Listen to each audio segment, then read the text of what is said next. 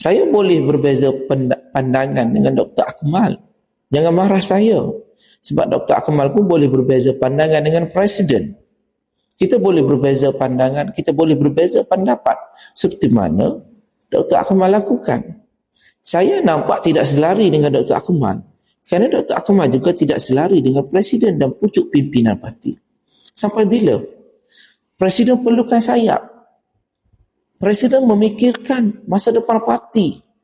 Pemuda perlu memperbaiki dan memberikan sayap yang lebih baik supaya Presiden kita terbang tinggi. Kalau Presiden saja yang nak terbang tinggi, tapi sayapnya tidak bersama, kita jatuh terhumban. Pemuda minta macam-macam. Nak calon, bagi calon. Selepas menang, kita nak gulingkan Presiden sendiri.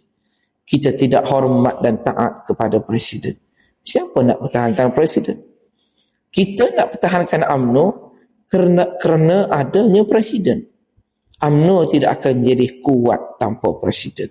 Dan apa yang ada pada hari ini adalah jasa Presiden. Saya bukan untuk menjilat.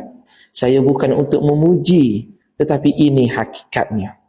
Presiden terpaksa berkorban jiwa dan raganya semata-mata untuk memastikan 8 ahli parlimen UMNO berada dalam kabinet.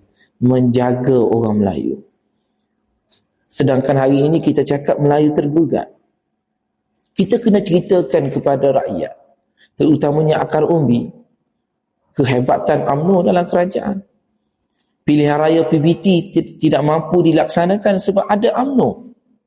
Urang masih lagi tergantung kerana UMNO yang mempertahankan.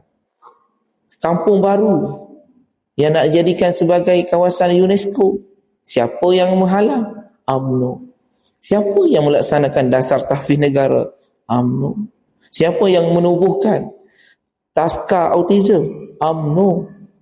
Jadi kenapa kita tidak bagi tahu bahawasanya UMNO bukannya penjilat? Adakah DAP menghalang tahfiz negara? Jawapannya tidak. Tapi kita ditakutkan dengan DAP. Siapa yang menakutkan? Pembangkang dan PAS. Makna kata hari ini UMNO betul-betul takut. Yang takut adalah ketua pemuda yang tidak berani untuk melawan dan menangkis dakwaan tomahan daripada PAS. Hari ini kita nak bersama dengan PAS. Dr. Akmal, fikir masak-masak. Fikir dalam-dalam. Dr. Akmal boleh nak buat sesuatu keputusan. Tapi tanyalah ketua-ketua